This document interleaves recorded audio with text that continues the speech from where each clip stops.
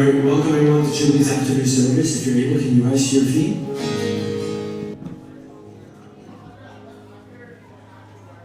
Alright, let's pray and get this time started together. Father, we thank you for this time. We thank you for your love, your grace, your mercy that you pour out on us so faithfully. Father, thank you that you are slow to anger and abounding in love. We look to you, we offer our hearts, this time, our service, our songs. May you be pleased with the worship we have prepared for you today. We exalt you, and in Jesus' mighty name we pray. Amen. All right, church, are you guys ready to worship our Lord? Can I get an amen? Amen.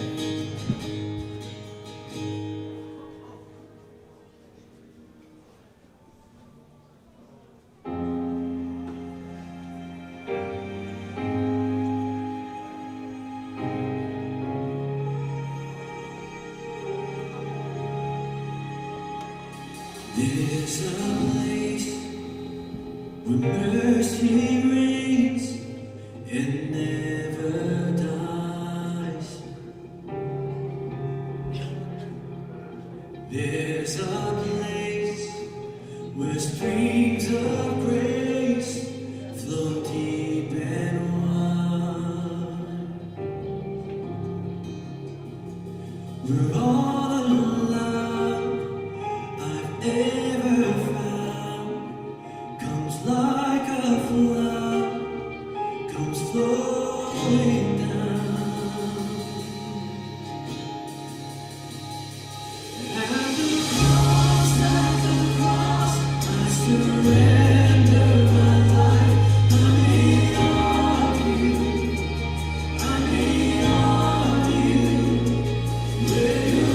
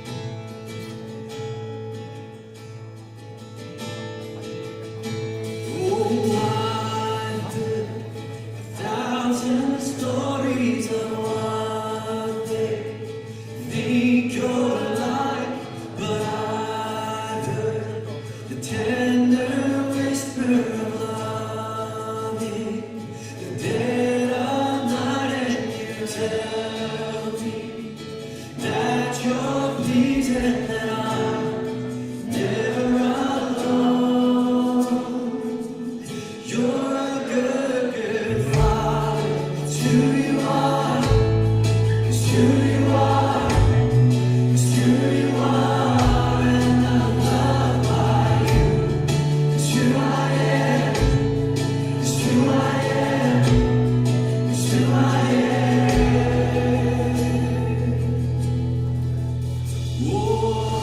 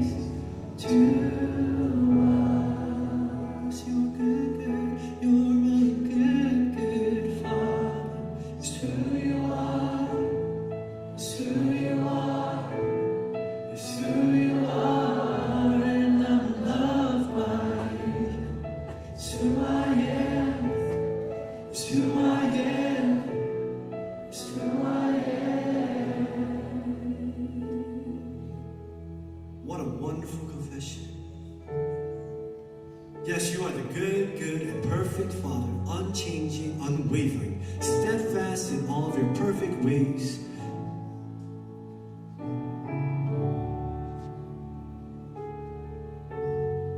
That's who you are. And Lord, yes, we are loved by you, by that perfect, unchanging, unwavering, steadfast love. Thank you, God, for your amazing grace and mercy that you just so passionately pour out upon us. So, Father, your church is here, gathered, united in the confession, united as we proclaim how good and how awesome, how beautiful and wonderful you are. May you take all glory, honor, and praise, God. We thank you for this time. We love you, we honor you, we exalt you. And in Jesus' mighty name we pray. Amen. Amen. Can we give up a clap offering to our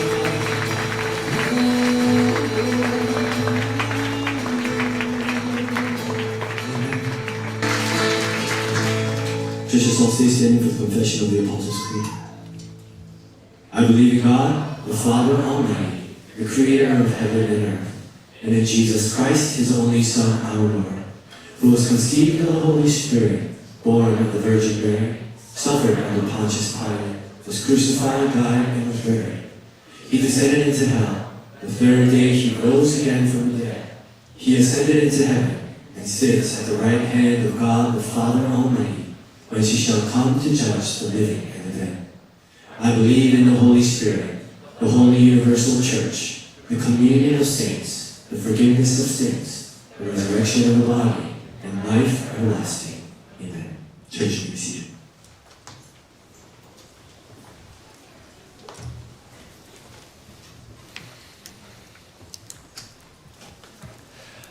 All right, good afternoon, church.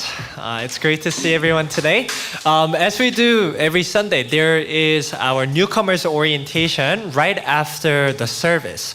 So if this is your first time to Jubilee, or if you have never attended our newcomers orientation, this is a time for us to get to know you, and vice versa.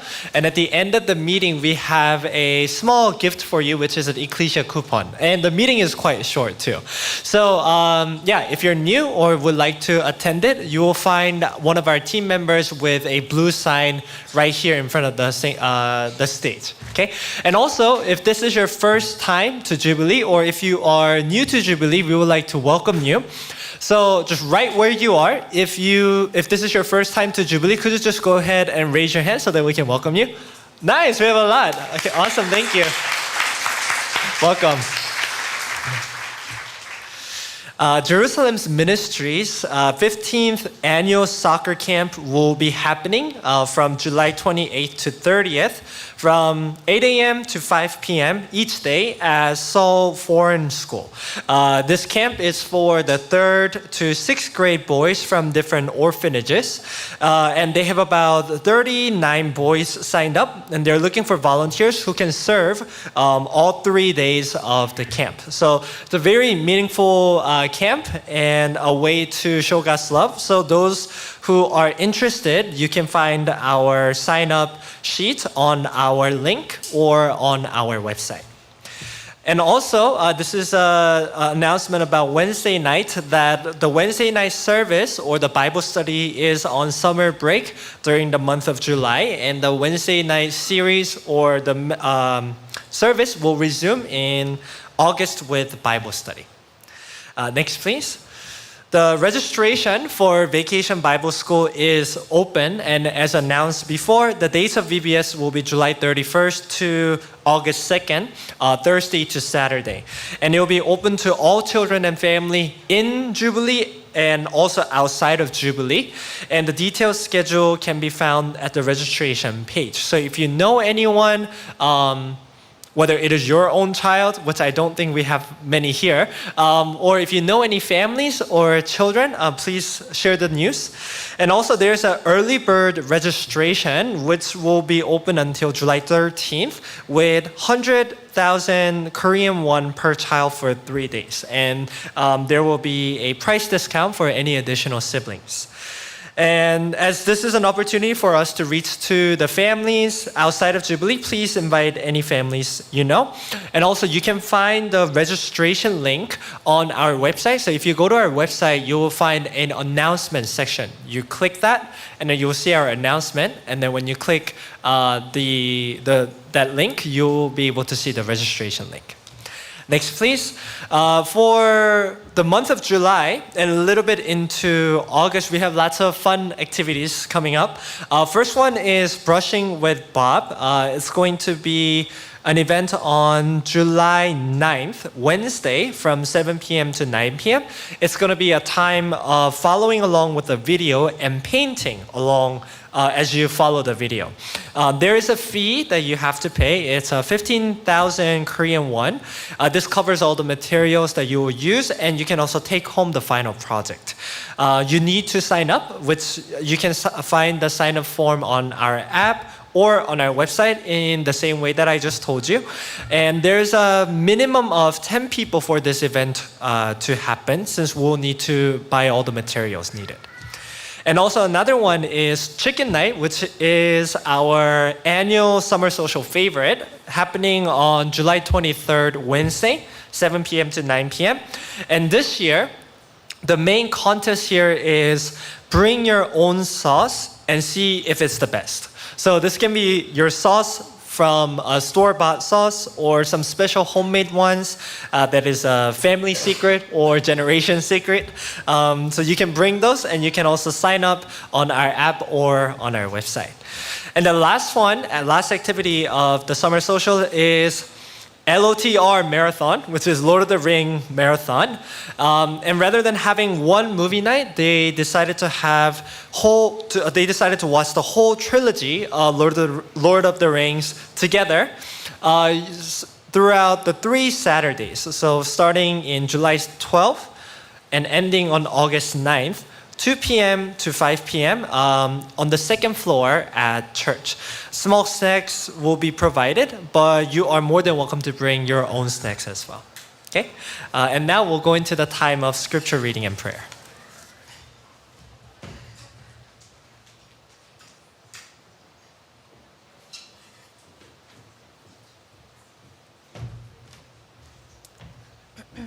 Good afternoon, church. Today's scripture is Daniel chapter 1, verses 8 through 17. So I'll give you a moment to find that. But Daniel resolved not to defile himself with the royal food and wine, and he asked the chief official for permission not to defile himself this way. Now God had caused the official to show favor and compassion to Daniel, but the official told Daniel, I am afraid of my lord the king who has assigned your food and drink. Why should he see you looking worse than the other men your age? The king would then have my head because of you. Daniel then said to the guard whom the chief official had appointed over Daniel, Hananiah, Mishael, and Azariah, please test your servants for 10 days. Give us nothing but vegetables to eat and water to drink. Then compare our appearance with that of the young men who eat the royal food, and treat your servants in accordance with what you see. So he agreed to this and tested them for 10 days. At the end of the 10 days, they looked healthier and better nourished than any of the young men who ate the royal food. So the guard took away their choice of food and the wine they were to drink and gave them vegetables instead. To these 4 young men, God gave knowledge and understanding of all kinds of literature and learning. And Daniel could understand visions and dreams of all kind. This is the word of the Lord. Please join me in prayer. Dear Heavenly Father, Lord, thank you for all the blessings you pour into our lives, both seen and unseen. Thank you for breath in our lungs this morning, for food on our tables, and the and for the quiet mercies that meet us in our daily routines. Thank you for family, for friends, and for the strength to carry on even when days feel heavy. Most of all, thank you for your presence and the gift of knowing you in a world that often forgets you. Today, Lord, we lift up Pastor Joe to you. Thank you for the calling you've placed on his life. As he preaches today, would you anoint him with boldness, clarity, and compassion? Speak through him. Let your truth take root in our hearts through the message you've given him today. Strengthen him, encourage him, and refresh his spirit even as he pours into others. We give this time to you, Lord. Be glorified in our worship. In Jesus' name we pray. Amen.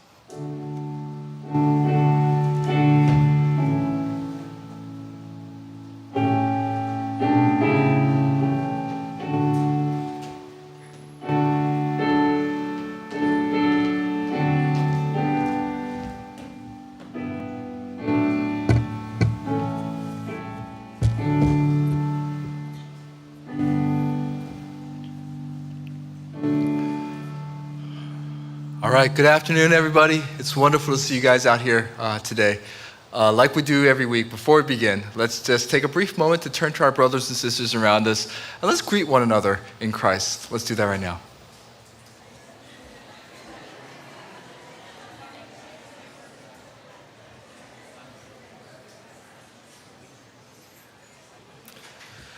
All right.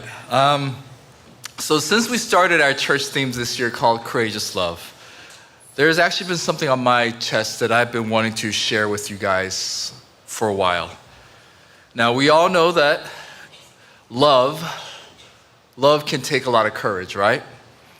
To love others, whether they're your family or your friends or our church community, it's not the easiest thing, and sometimes even more so when it's outside our church, outside in the world, such as our coworkers and strangers, and even perhaps as we go forward to love others in the mission field. It's not the easiest thing to do.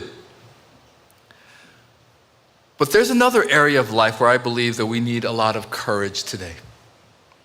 And it's in the area of engaging with culture and society, doing it wisely, faithfully, and without fear. Because let's be honest, we live in a crazy world. Don't we? Yeah. I mean, everything seems to be changing at warp speed. It's like, sometimes it feels like we just took a nap, woke up, and we found ourselves in a world that we barely recognize anymore. Just even these past 5 years, 5 years since COVID, think about how much has changed in this world. Political divisions. Are you red? Are you blue? The rise of AI, should we embrace it or fear it? Social media algorithms, are they subtly shaping how we think and what we value? And the constant tension between holding on to Christian values while navigating through today's ever-evolving social norms. Are we being too conservative? Or are we too woke? It can all be quite overwhelming if you were to ask me. And let me be clear, this message today is not to give you all the direct answers to these big cultural questions, okay? I'm not here to tell you how to vote. I'm not here to settle the debate on AI. Because, the truth is, we can all hold different opinions on these things. Even Christians can have differences in perspective, in opinions, because God has given us freedom in Christ. Freedom to think, freedom to discern, and freedom to seek His wisdom as we walk through life and a lot of these difficult things that come along with it. So my goal today isn't to draw battle lines in the sand or hand out a checklist of do's or don'ts, all right? Instead, I want to offer you guys a framework, a posture of heart and mind for how we as followers of Jesus can approach these cultural moments with courage and with wisdom. Not out of fear, not through compromise, but with conviction and love. Because while the specific issues may change over time, the deeper question always remains: how do we stay faithful to God in a world that often pulls us away from Him? Now, when it comes to engaging with culture, Christians, we tend to respond sometimes in different ways. Some choose to hide. They withdraw and live in a Christian bubble. Christian music, only Christian friends, only Christian influences, only Christian entertainment. Now, there's nothing wrong with drawing strength from Christian community. But is that all what the Christian life is about? Jesus didn't say hide from the world. He said to go into it. We're called to be in the world, even if we're not of it. Now others, they choose to fight. They see culture as the enemy and they go on the offensive. If you're not with us, then you're against us. I recently saw a reel of Lady Gaga walking past the crowd when someone shouted at her, "You're going to hell." And she stopped, she looked at them, and she calmly replied, "I'll see you there." It was sobering. Yes, we are called to stand for truth, but are we called to condemn?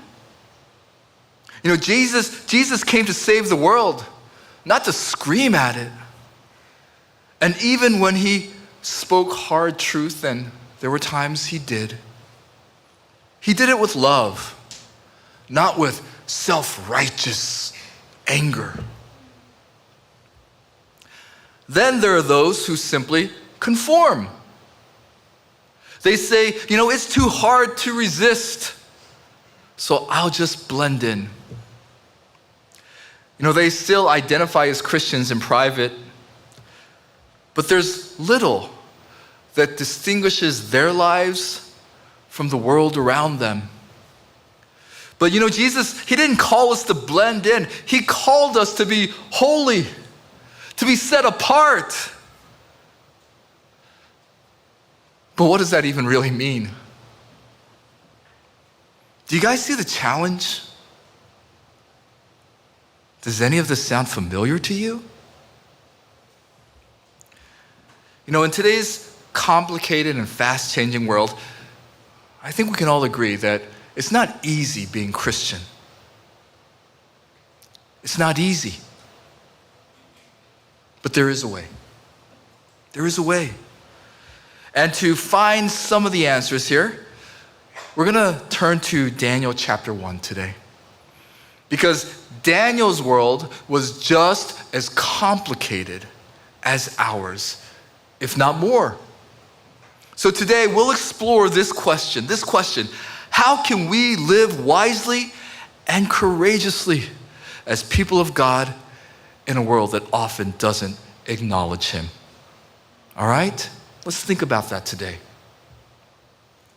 So, Daniel chapter 1. Now, before we dive into the text, I want to say a quick word about how to approach biblical narratives, all right? Just one quick thing. So when we read stories like this, our goal isn't simply to copy the actions of the characters as if they were the perfect role models. Yes, they are important lessons that we can learn. There are important lessons that we can learn from their faith and their choices, but none of them are flawless, all right? More importantly, we need to pay attention to what God is doing in the story, because ultimately, all of Scripture is his story. So as we reflect on Daniel and his friends today, let's remember that the true protagonist in this story is not Daniel, but it's God. Okay? Okay, all right. So with that in mind, let's take a quick look. Let's take a look at the story and see what we can learn from this. Now, the book opens with a brief but significant historical note.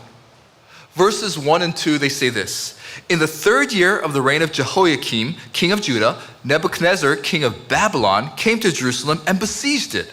And the Lord delivered Jehoiakim, king of Judah, into his hand, along with some of the articles from the temple of God. Now, at first glance, this might seem like just another, ancient military conflict.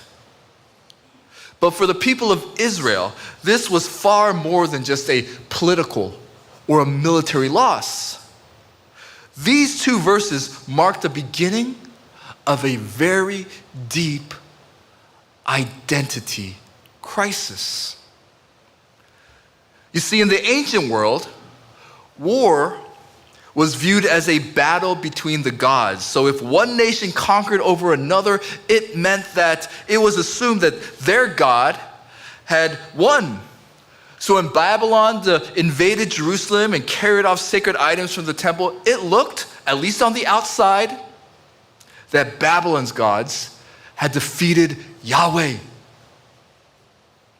Now, the temple hasn't been destroyed yet, not yet in this story, all right? But Judah's king, he was taken captive, and he was made to serve Babylon.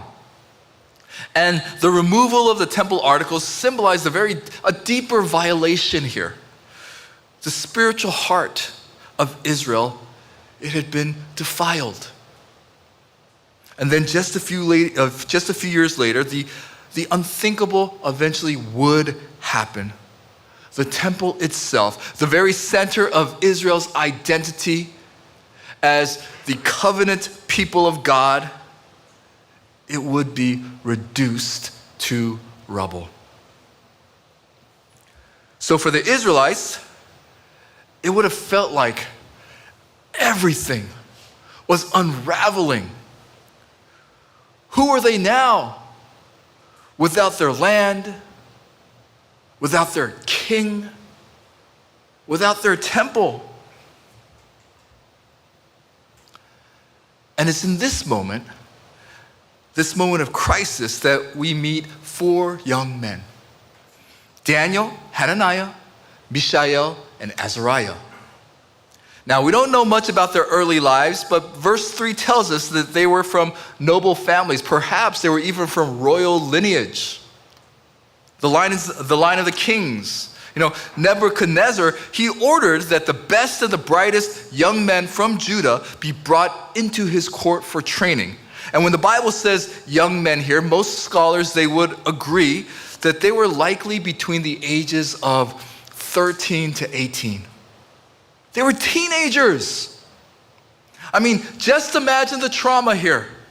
They're taken from their homes, separated from their families, transported hundreds of miles into the center of enemy territory, into a hostile empire.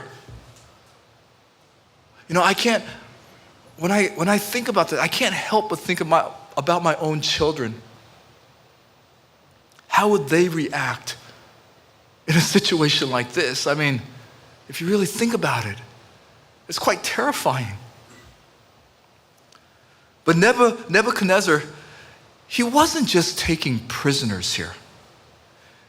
What he wanted to do was, he wanted to reshape people. These young men, they were trained for 3 years in the Babylonian language, the literature, the philosophy and culture. This wasn't just education. It was actually strategic indoctrination. They were being groomed to serve the empire, to adopt a new worldview, new values, even a new identity. Some would eventually return to Judah, not as Israelites, but as loyal Babylonian rulers, Babylonian influencers. Daniel and his friends, they were immersed in a system that was designed to erase who they were and rebuild them from the ground up.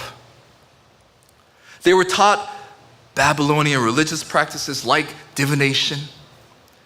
They were expected to adopt foreign customs, and to seal their new identity, they were given new names.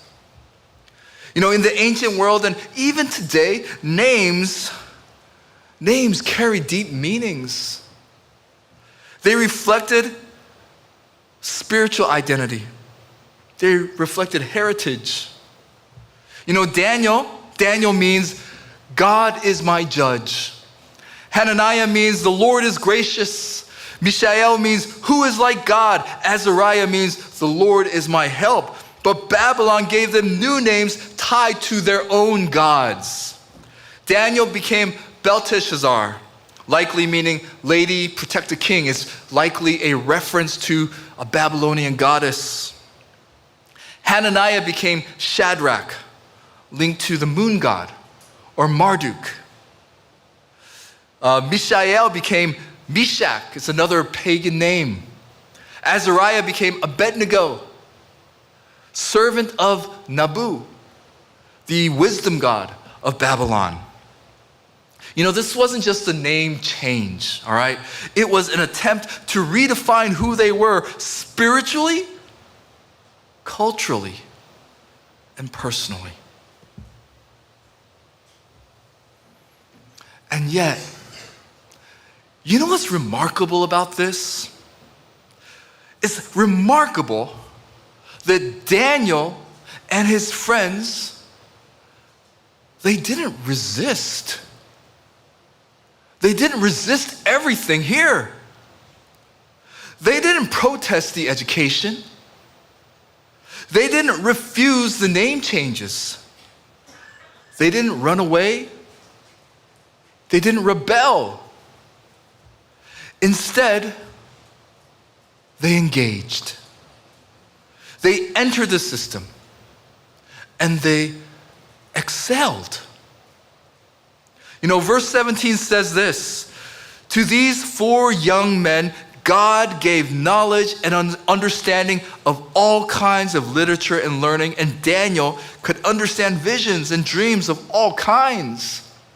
And then in verse 19, the king talked with them, and he found none equal to Daniel, Hananiah, Mishael, and Azariah. So they entered the king's service. You know, they were immersed in Babylonian knowledge, not the Torah, but the literature, science, religion, politics of the empire. And yet, God blessed them in it. You know, Daniel, he even excelled in dream interpretations. You know, something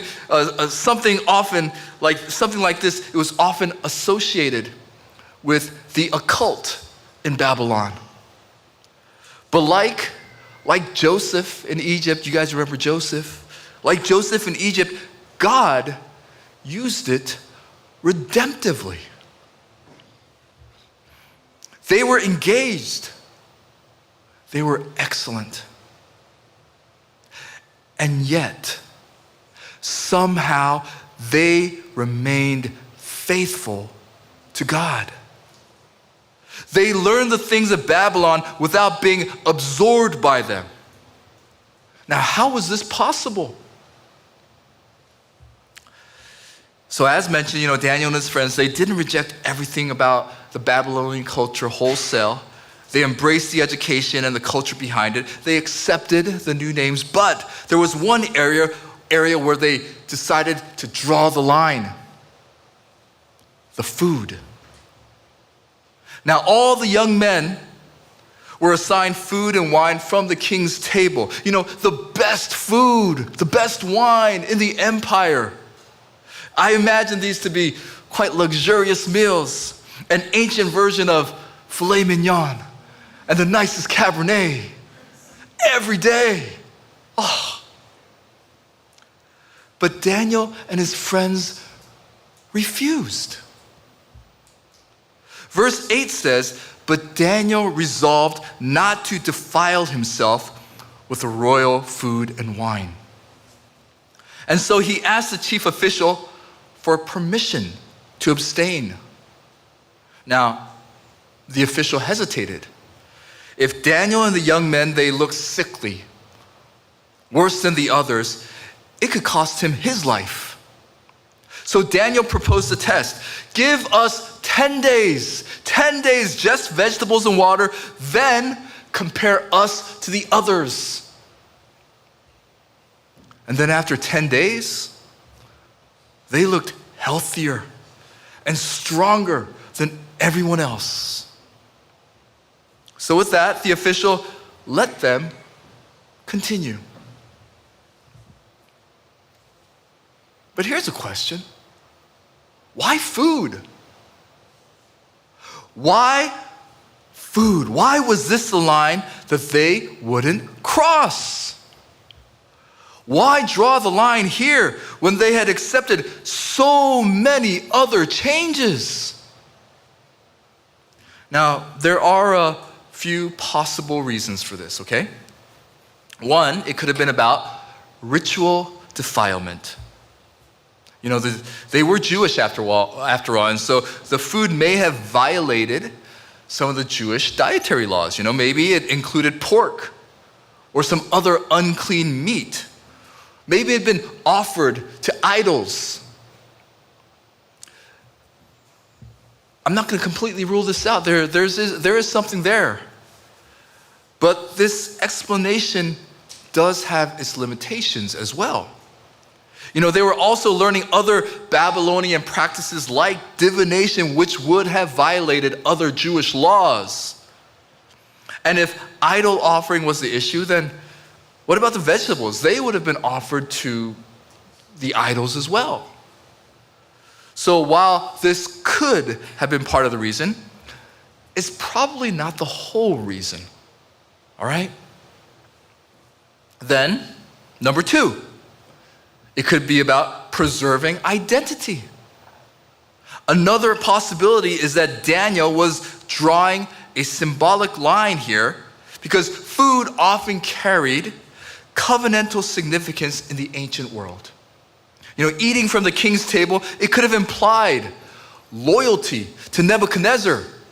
So this may have been a quiet but powerful way to say, we belong to God and not Babylon. And then there's a third possible reason. It could have been about spiritual dependence. This may be the deepest reason. By refusing the king's food, Daniel and his friends were making a subtle but bold declaration. Our strength, our health, our future, they don't come from Babylon.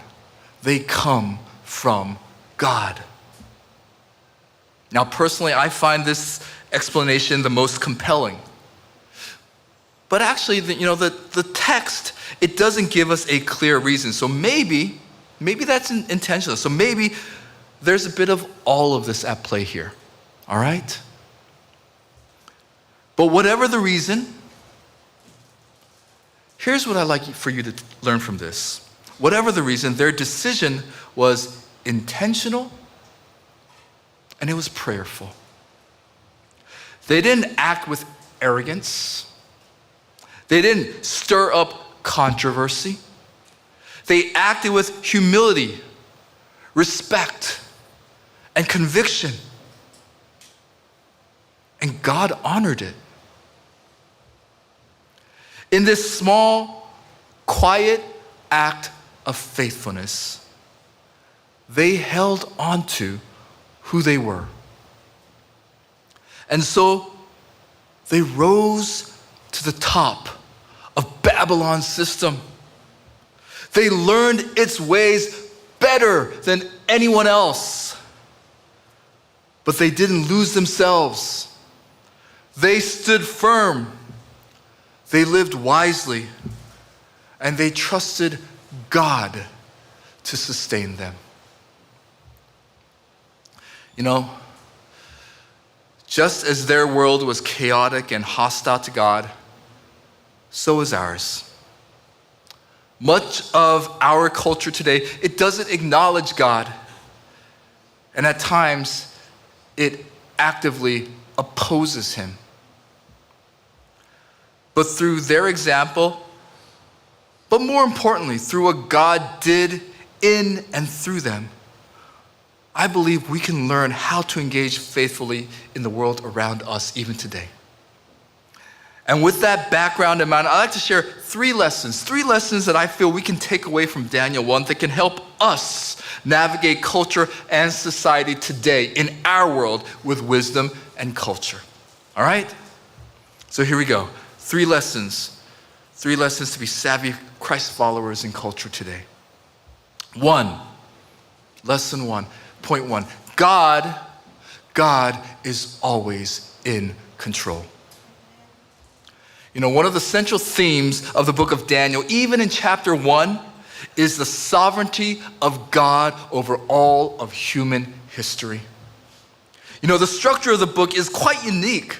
You know, the first half, chapters 1 through 6, it talks about stories of courageous faithfulness by Daniel and his friends. And then the second half, chapters 7 through 12, it contains apocalyptic visions that pull back the curtain on the future. Along with Revelation, Daniel is one of the few books in the Bible that is apocalyptic, reminding us that God is not only present in our current situation and trials, but he is also reigning. He reigns over kings, over empires, and over even the end of time.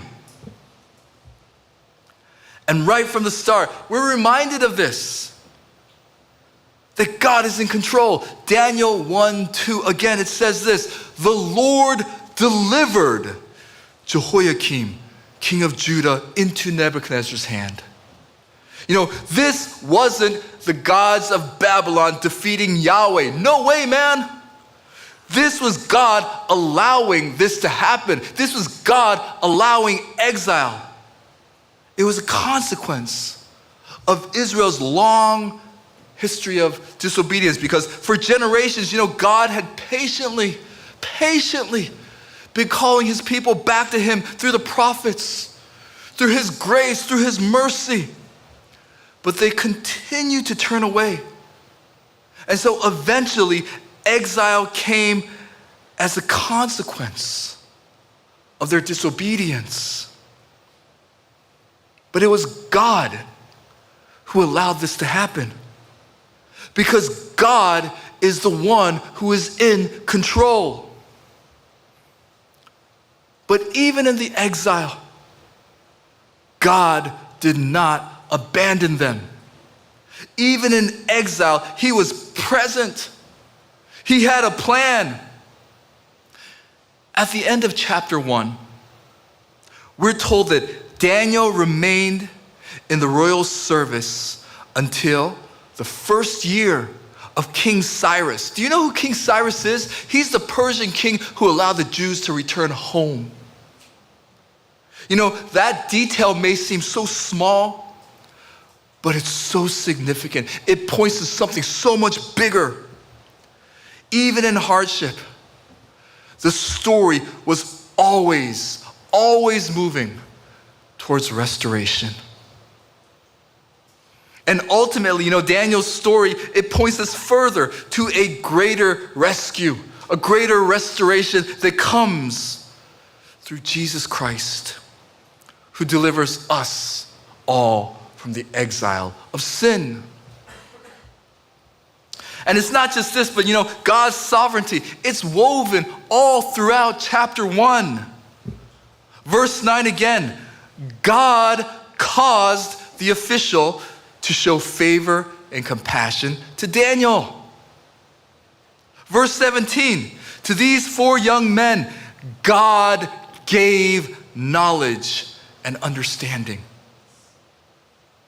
You know, yes, Daniel and his friends, they were wise, faithful, and courageous. But behind it all was the hand of God, granting favor, giving wisdom, guiding the story along. Let me give you guys another example of this, of God's sovereignty over world history, even when it seems that the world is out of control. Have you guys ever wondered this? Why did Jesus come when he did? Why didn't he come sooner? Why didn't he come later? Why did he come at the height of the Roman Empire, where he faced so much opposition, to the point that his ministry was limited to only 3 years? Most theologians would agree. In God's perfect sovereignty, the Roman Empire created the exact conditions for the gospel to spread. You know, the Roman roads, they were originally built for Roman conquest, but they became the highways for missionary travel. The Roman army, though very oppressive, at that time it established peace and stability. The Pax Romana, the Roman peace, which enabled safer movement across regions. Koine Greek, common Greek, was widely spoken, allowing the gospel to be shared and understood across many different cultures. The Jewish diaspora created synagogues in every major city. They became natural launch pads for the gospel to be preached. Greek philosophy at the time was at a decline, and people were spiritually hungry, ready for a new world-shaping truth. And crucifixion, perhaps the most brutal and humiliating form of execution in all of human history, became the very means by which Jesus would bring redemption to the world. None of this was random. It was all part of God's timing, God's wisdom, God's plan. And the same is true today. You know, even when the world feels chaotic, and it does, right? When truth, it feels so negotiable. When culture shifts overnight, God is still writing his story. Even when we can't see it, God is still always working. God is still always in control. Here's point 2. Feed from God and not from the world. You know, the second lesson from Daniel 1 is this, that our strength must come from God and not from the world. You know, we already talked about Daniel and his friends drawing the line at food. But more than the dietary laws, there's a deeper spiritual truth here. They refused to be nourished by Babylon. They could learn the language. They could study the literature. They could serve in high office. But when it came to their source of strength, they made it very clear. Their source of strength, it would not come from the king's table. Their sustenance came from the Lord. And that's a powerful reminder for us. You know, we live in a world that constantly tells us where we should find our strength. Be more productive. build your brand, stay relevant, keep up, feed the algorithm. Now, there's nothing wrong with being skilled and informed in these things, all right? But we must never confuse the resources with our source. So let me ask you guys, what's feeding your soul? When you wake up, are you reaching for your phone or are you reaching for your Bible? When you're anxious, are you turning to the presence of God? Or are you looking for another distraction? You know, Daniel reminds us, you can live in Babylon without being nourished by Babylon. You know, Jesus said, man does not live on bread alone, but by every word that comes from the mouth of God. I am the vine, you are the branches. Apart from me, you can do nothing.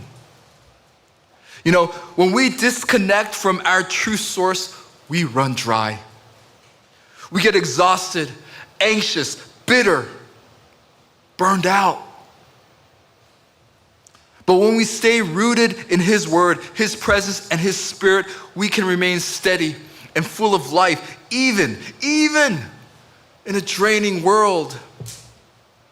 So, we should ask ourselves, ask yourself today, what's feeding your soul? Is your strength coming from productivity or from prayer? Are you drawing life from likes and success or from God's grace and His truth? You know, if we want to stay faithful in the world, a world that constantly pulls us away from God elsewhere, we have to feed from God's table. Because His provisions, they never run out. And here's point 3, lesson 3. Be an ambassador for God in a complex culture. You know, Daniel and his friends, they didn't run from Babylon. They didn't fight against it. And they didn't simply conform to it. They engaged wisely. They studied Babylon's language. They learned its systems.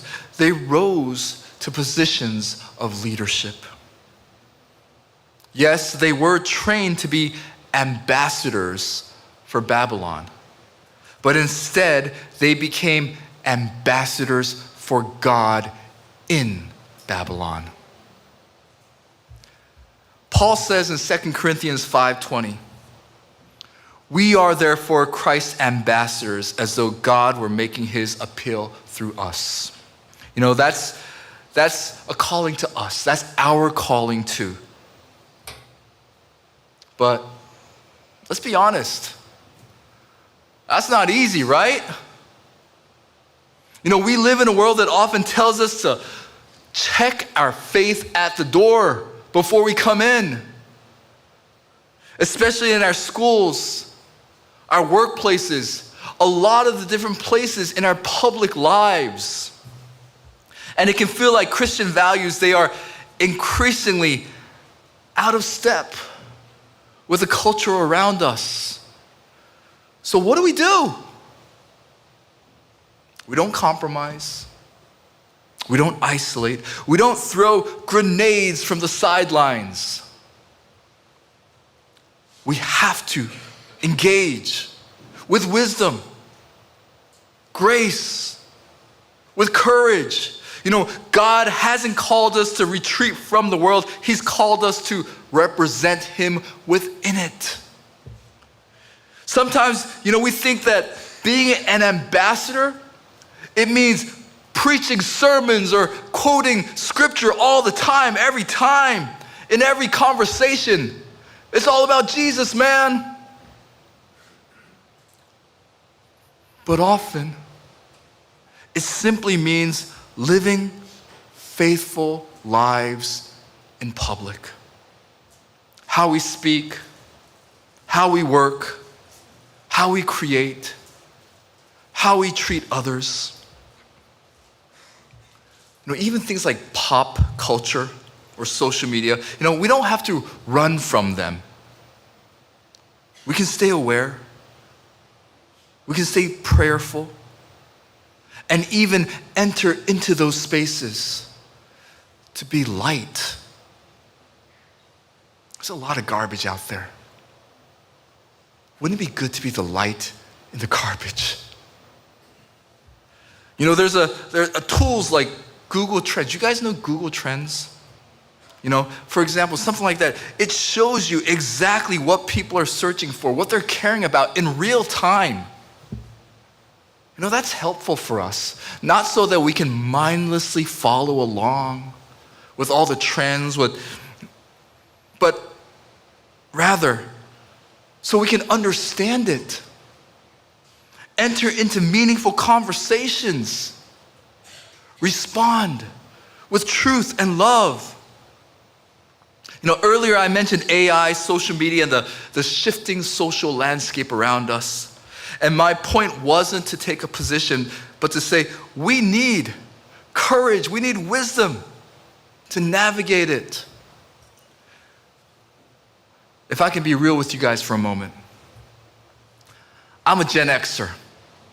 When I first started working, I used to send documents with a fax machine.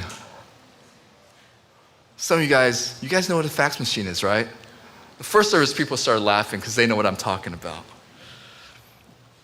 I never imagined that I would have to think about algorithms, SEO keywords, social media strategy.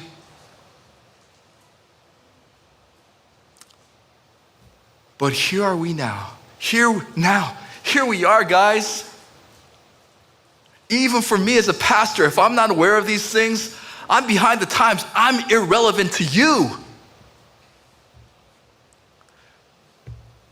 After returning from sabbatical last year, I shared with you guys early in the year that I had written a manuscript for a book. And it took longer than expected to edit it and publish it and do all that kind of stuff. Now, the whole publishing process, the formatting, the design, the marketing, deciding whether to use AI or not to help me with editing, it was all overwhelming for me. These are things I'm not used to, I'm not comfortable with, I'm scared. I made a lot of mistakes. Some of those mistakes, it actually set me back several months.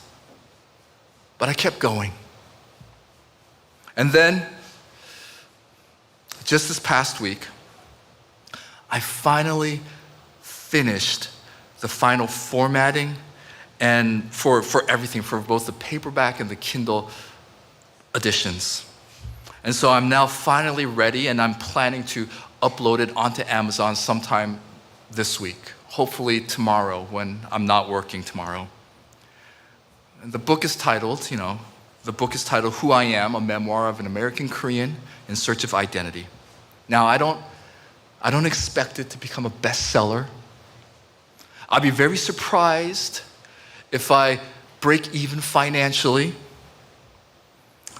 But I wrote it because I believe that there are people out there wrestling with similar questions about identity, belonging, faith. And so if nobody reads it, even just a few people read it, if it's helped someone, then it's worth it. It's worth it. I'm not sharing this with you guys so you would buy my book. If you do, I appreciate it, but I'm sharing it because it's a small example of what it looks like for me to engage culture as a follower of Christ. Along the way, I realized that writing a book, it wasn't the end of it. You have to learn how to share it, which means, marketing.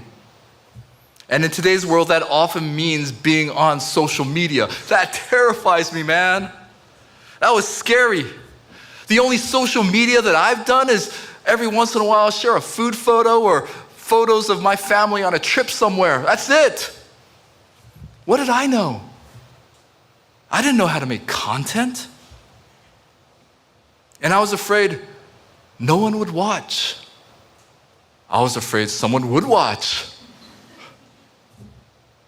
But I started learning. I started teaching myself. And then I launched a YouTube channel, PJOP, Sermon on Two Wheels. You know, there are short reflections on faith and life, usually while I'm riding my bicycle. And yes, there were negative comments. It stung. And no, I don't have many followers or subscribers. That's okay too. But every now and then, you know, someone, they message me and they say, hey, you know what? And they're not even in our community, frankly. Someone would message me and they'd be like, hey, you know what? I really needed that today. And for that reason alone, for that person, I'll keep going, do my best in it. I gotta keep trying. I gotta keep growing. And I'm still figuring it out. But I've realized this. If this is the world that we live in now, then I want to be faithful in it. Not hiding from it, not complaining or arguing against it, but showing up for Christ within it. And I encourage you, so should you, the best that you can.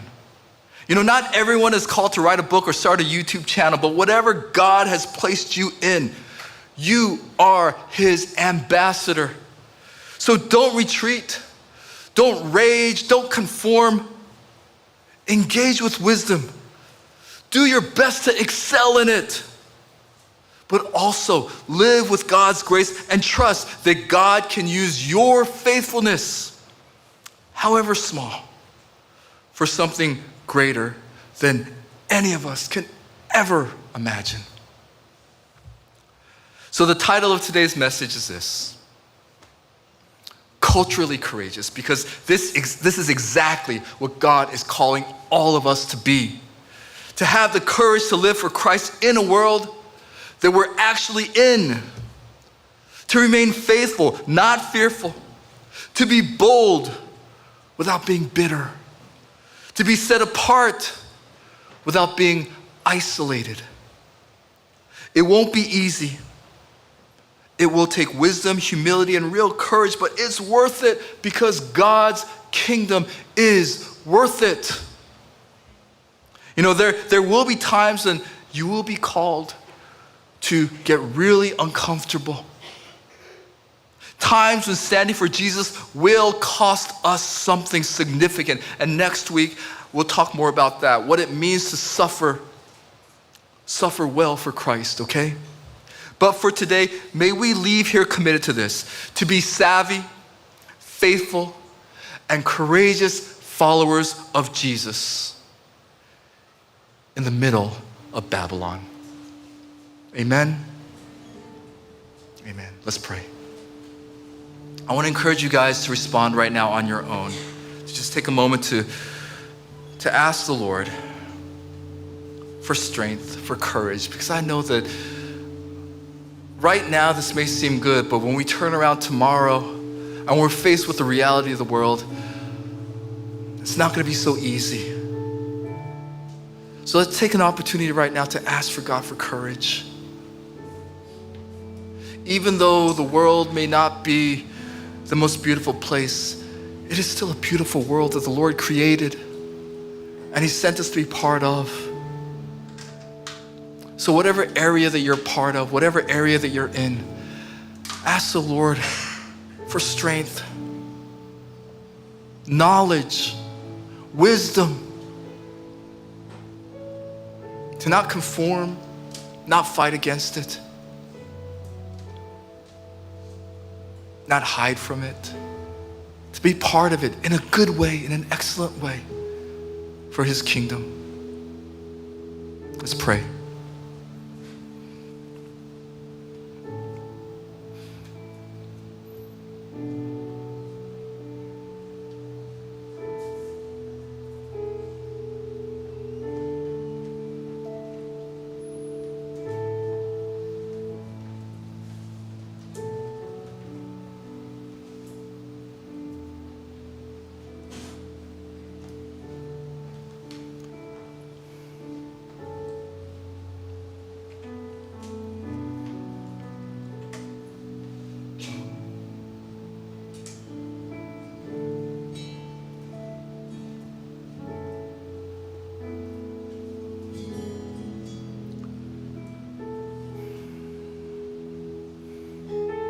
So Lord, we seek you right now, each and every one of us.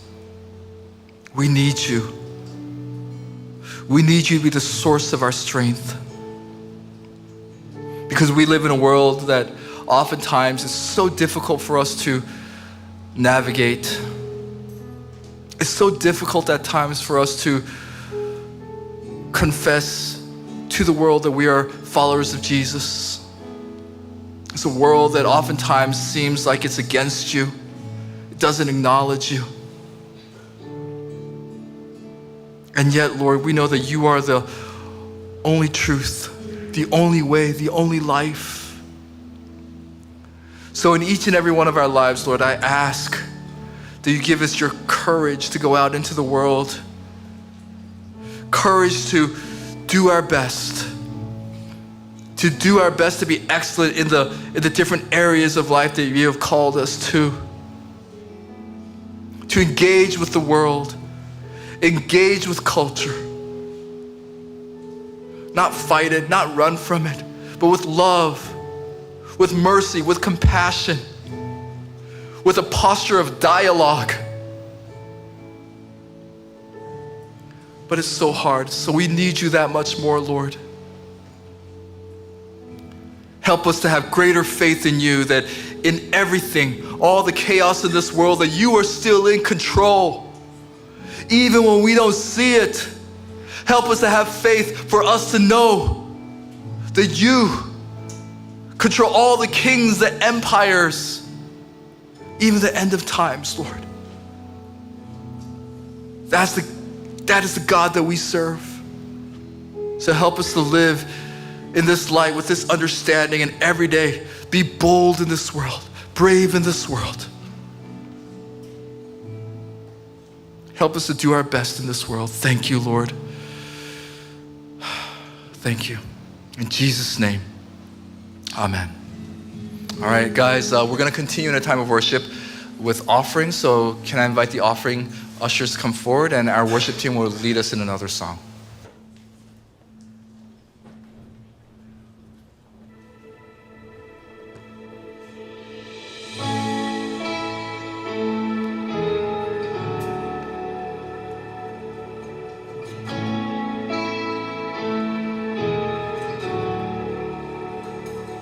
Where creation suddenly articulated with 1,000 tongues.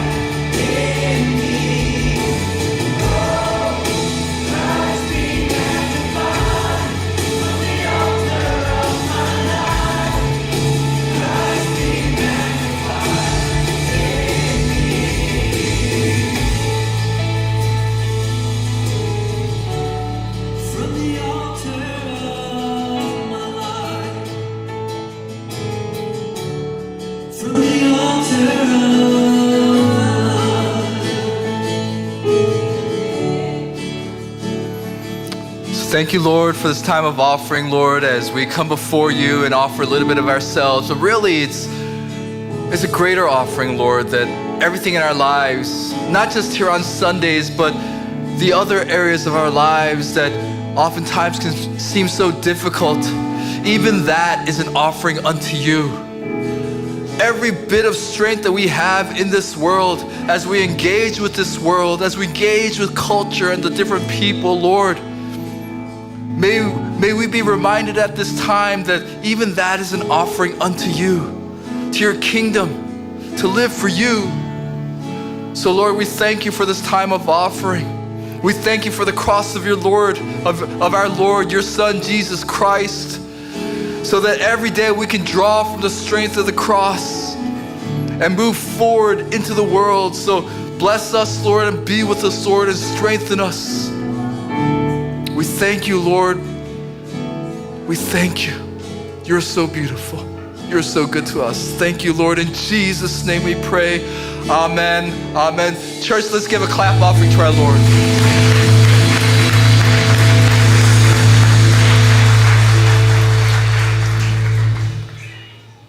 Let's continue worship with the singing of doxology together. Praise God from whom all blessings flow. Praise him, all creatures here below.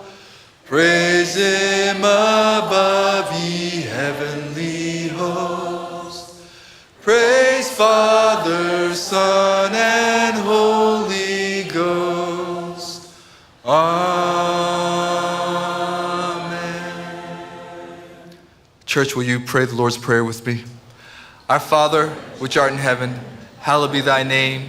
Thy kingdom come, thy will be done, on earth as it is in heaven.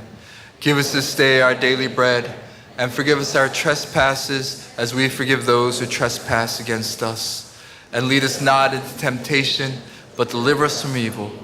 For thine is the kingdom and the power and the glory forever and ever. Amen. Now receive the benediction. May the grace of our Lord Jesus Christ and the love of the Father and the communion of the Holy Spirit be upon all those here who find courage in you, Lord, in this chaotic world, to go into the world, to be savvy, to be faithful to you, to love others by engaging the best way that we can in the respective areas that you have placed us. May this anointing, may this blessing be upon all those here now and forevermore. Amen.